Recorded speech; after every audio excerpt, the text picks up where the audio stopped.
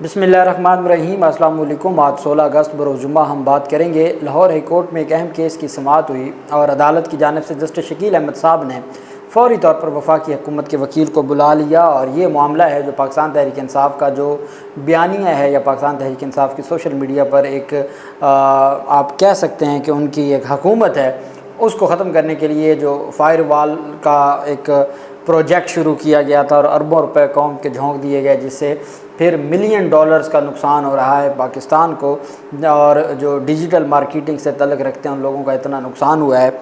उस पर फिर बड़ी अहम पेशरफ सामने आई लाहौर हाई कोर्ट में। लाहौर हाई कोर्ट ने कहा ये बुनियादी इंसानी हकूक़ की बात है और ये आपकी मर्ज़ी नहीं चलेगी या आपकी ख्वाहिश या पसंद नापसंद पे मामला नहीं चलेगा।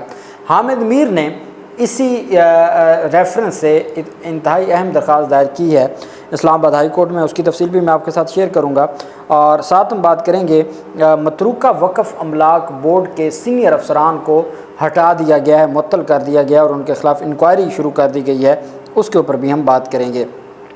सबसे पहले हम बात कर लेते हैं अबूरी चलान की।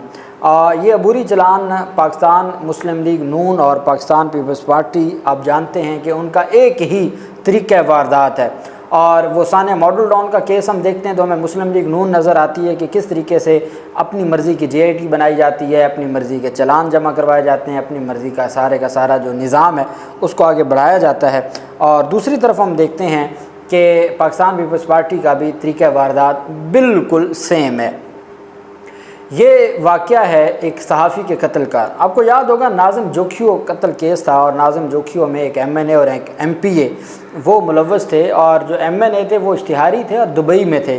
और जब इमरान खान के ख़िलाफ़ वोट ऑफ नो कॉन्फिडेंस हुआ तो उस वक्त उस MNA को दुबई से प्रोटोकॉल के ज़रिए इस्लामाबाद बुलाया गया था और इमरान खान के ख़िलाफ़ वोट ऑफ नो कॉन्फिडेंस पे वोट दिलवाया गया था और फिर उसके बदले उनके ख़िलाफ़ जो मुकदमा था उसको ख़त्म कर दिया गया था। और वो मुकदमा ख़त्म होने के बाद वो नाज़िम जोखियो जो केस था अपने डेरे पे उसको तशद्दुद करवा के कत्ल कर दिया और उसके बाद वो मुकदमे से तमाम के तमाम वो जो MPA था पाकिस्तान पीपल्स पार्टी का वो भी बरी हो गया। वो नाज़िम जोखियो केस आप जानते हैं कि किस तरीके से उसको ख़त्म किया गया। बिल्कुल उसी तरह का केस है नसरुल्लाह गडानी का।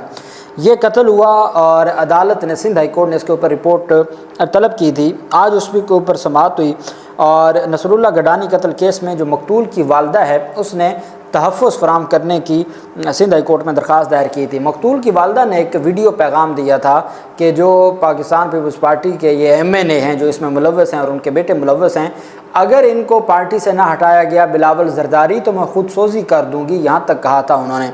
अब वो खातून है बुज़ुर्ग, उनको क्या पता कि बिलावल इन तमाम लोगों का मुहाफ़िज़ है। दौरान समाअत अदालत आलिया ने केस से मुतल्लिक ट्रायल कोर्ट की रिपोर्ट तलब की थी। आज सीनियर सुपरिटेंडेंट SSP घोटकी की जानिब से रिपोर्ट अदालत में पेश की गई। SSP की रिपोर्ट में कहा गया है कि यह केस का अबूरी चलान अदालत में पेश कर दिया गया है। केस का हतमी चलान स्क्रूटनी के मराहिल में है। 24 मई को सुबह सिंध के ज़िला घोटकी की तहसील मीरपुर मथेलो में नामालूम अफराद की फायरिंग से ज़ख्मी होने वाले सहाफ़ी नसरुल्लाह गडानी कराची में इलाज के दौरान दम तोड़ गए थे। सहाफ़ी नसरुल्लाह गडानी पर घोटकी की तहसील मीरपुर मथेलो में फायरिंग की गई। रिपोर्ट के मुताबिक फायरिंग के नतीजे में वो शदीद ज़ख्मी हो गए थे। 28 मई को सुबह सिंध के ज़िला घोटकी के सहाफ़ी नसरुल्लाह गडानी के कत्ल का मुकदमा उन पर हमले के 8वें रोज़ दर्ज किया गया। कत्ल का मुकदमा सहाफ़ी नसरुल्लाह गडानी की वालदा की मुद्दयत में थाना मीरपुर माथेलो में 2 नामालूम मुल्ज़मान के ख़िलाफ़ मुकदमा दर्ज किया गया।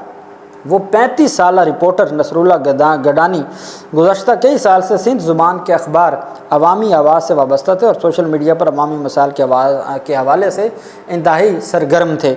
वो अपनी वीडियोज़ और ख़बरों में अंदरूनी सिंध अवाम को दरपेश मसाइल, जागीरदाराना निज़ाम की जानिब से अवाम पर ढाए जाने वाले मज़ालिम के ऊपर भी बात करते रहते थे और उनकी जानिब से हमेशा ये आवाज़ उठाई जाती रही और इस जुर्म में उनको कत्ल कर दिया गया। और फिर अब उनकी जो फैमिली है वो अदालत से इस्तदा करी कि हमें तहफ़्फ़ुज़ दिया जाए। उनकी फैमिली अदालत से तहफ़्फ़ुज़ मांग रही है जिस पर अदालत ने हुक्म दिया है कि उनको तहफ़्फ़ुज़ दिया जाए। दूसरी तरफ नसरुल्लाह गडानी की तरफ से एक जुडिशल कमीशन बनाने की भी दरख्वास्त दायर की गई थी और उसमें यह कहा गया था कि जो नसरुल्लाह गडानी हैं उनके केस की तहकीकात के लिए जुडिशल कमीशन बनाया जाए, तो उसके ऊपर भी सिंध हाई कोर्ट में नोटिस जारी हो चुके हैं। اب ہم آ جاتے ہیں ایک اہم متروکہ وقف املاک بورڈ کے ایک اہم پیش رفت سامنے آئی ہے۔ متروکہ وقف املاک بورڈ میں کئی افسران کو عہدوں سے ہٹا دیا گیا اور ان کے خلاف باقاعدہ طور پر انکوائری شروع کر دی گئی ہے۔ یہ مختلف واقعات تھے اور اس میں بار بار اس طرح کا کہا جا رہا تھا کہ اس میں لوگ ملوث ہیں، کرپشن میں، مختلف طرح کے جرائم میں ملوث ہیں۔ پنجاب کے ضلع ننکانہ صاحب میں اربوں روپے مالیت کی وقف جائیدادوں پر قبضے کروانے میں کرپٹ پیسہ لے کے قبضے کروانے میں مبینہ طور پر متروکہ وقف املاک بورڈ کے مقامی ایڈمنسٹریٹر اور افسران کے ملوث ہونے کا انکشاف سامنے آیا ہے۔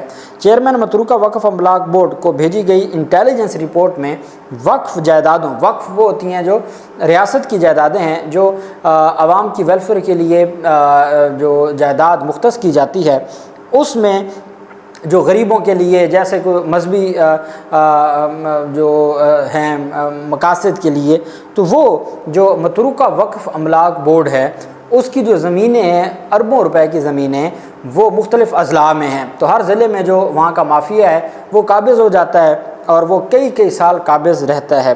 اب یہاں پر چیئرمین متروکہ وقف املاک بورڈ کو بھیجی گئی انٹیلیجنس رپورٹ میں وقف جائیدادوں پر قابضین، قبضہ کرنے والے افسران کی تفصیل سمیت دیگر شواہد پیش کیے گئے۔ ڈی سی ننکانہ صاحب کی طرف سے چیئرمین متروکہ وقف املاک بورڈ کو بھیجی گئی انٹیلیجنس رپورٹ کی کاپی میڈیا کو بھی حاصل ہوئی ہے، جس میں بتایا گیا کہ ننکانہ صاحب میں متروکہ وقف املاک بورڈ کا 18,215 ایکڑ زرعی اور رہائشی رقبہ ہے۔ کتنے؟ 18,000 ایکڑ۔ 8 کنال کا 1 ایکڑ ہوتا ہے، 20 مرلوں کی 1 کنال ہوتی ہے۔ 18,215 ایکڑ زرعی اور رہائشی رقبہ ہے۔ انٹیلیجنس رپورٹ کے مطابق متروکہ وقف املاک بورڈ کے ایڈمنسٹریٹر ننکانہ صاحب، ڈپٹی ایڈمنسٹریٹر سمیت پٹواری، سیکیورٹی کا عملہ اور ڈرائیور سمیت محکمے کے 7 ملازمین شامل ہیں۔ رپورٹ میں بتایا گیا کہ ان افراد نے مبینہ طور پر رشوت لے کر قیمتی جائیدادوں پر قبضے کروائے۔ انٹیلیجنس رپورٹ کے مطابق متروکہ وقف املاک بورڈ کے افسران نے کوٹ کرماوالا جو مختلف جگہ ہیں 25 علاقے شامل ہیں جہاں انتہائی قیمتی جائیدادوں پر قبضے کروائے گئے۔ رپورٹ میں مقامی 9 پراپرٹی ڈیلروں کی تفصیلات بھی دی گئی ہیں جو وقف جائیداد کی خرید و فروخت میں ملوث ہیں، جبکہ 50 قابضین کی فہرست اور تصاویر بھی فراہم کی گئی ہیں جنہوں نے چند مرلہ سے لے کے 5 کنال سے بھی زائد رقبے پر قبضہ کر رکھا ہے۔ رپورٹ کے مطابق متروکہ وقف املاک بورڈ کا عملہ قابضین سے 25,000 سے 1 لاکھ روپے تک رشوت لیتا ہے۔ دوسرے 10 مرلہ تک جگہ پر قبضے کے معاملات سیکیورٹی سپروائز اور 10 مرلہ سے 5 کنال کی جگہ پر قبضوں میں پٹواری ملوث ہیں۔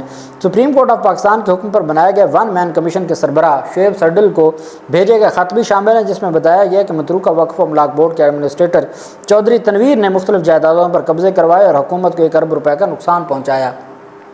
رپورٹ میں چیئرمین متروکہ وقف املاک بورڈ سے ان ملازمین کے خلاف قانونی کارروائی کی سفارش کی گئی ہے۔ اس کے حوالے سے متروکہ وقف املاک بورڈ کے سیکرٹری فرید اقبال نے میڈیا کو بتایا کہ انٹیلیجنس رپورٹ ملنے کے بعد چیئرمین بورڈ کی ہدایات پر تمام افسران اور اہلکاروں کو معطل کر دیا گیا اور ان کے خلاف انکوائری شروع کر دی گئی ہے۔ یہ مریم نواز کی پنجاب حکومت کے نیچے یہ ایک جو بڑا سکینڈل سامنے آیا ہے اس کی تفصیل میں نے آپ کے ساتھ شیئر کی ہے۔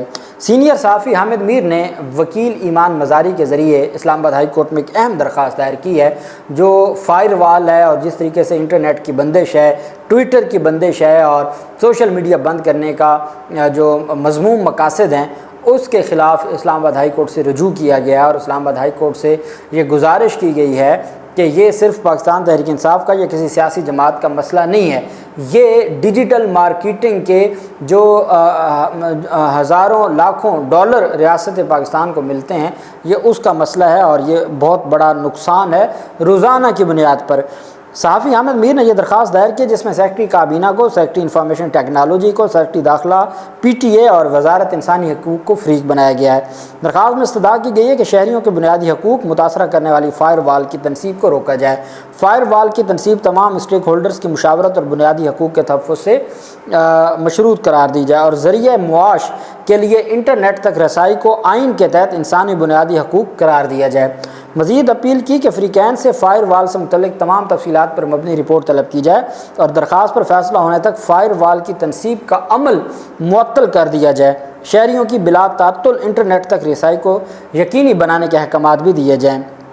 اس پر اب دیکھنا یہ ہے کہ چونکہ بینچ تو آج بن گیا ہوگا، چیف جسٹس عامر فاروق صاحب اس ہفتے نہیں تھے، تو آج محسن اختر کیانی صاحب یا جسٹس میاں گل حسن اورنگزیب صاحب اس کو سوموار کے لیے مقرر کریں گے، اور اگر تو یہ عامر فاروق صاحب، چونکہ عامر فاروق صاحب کے پاس پہلے ہی ٹویٹر کی بندش کا کیس زیر التوا ہے، تو اب ہو سکتا ہے کہ یہ کیس بھی اسی بینچ میں، چونکہ اگلے ہفتے سے وہ اویلیبل ہیں، ان کے پاس گیا تو پھر تو آپ سمجھیں کہ ہو گیا۔ اچھا، دوسری طرف لاہور ہائی کورٹ میں انٹرنیٹ کی بندش سے متعلق جو درخواست تھی، آج ہی جسٹس شکیل احمد صاحب نے اس کے اوپر ایکشن لے لیا اور اس کے اوپر کارروائی کی ہے۔ جسٹس شکیل احمد صاحب نے سماعت کی اور عدالت کو تفصیلات سے آگاہ کیا گیا کہ پاکستان میں اس وقت کتنا یہ بڑا ایشو بن چکا ہے اور جس میں عوام پاکستان کے لیے کتنے مسائل ہیں۔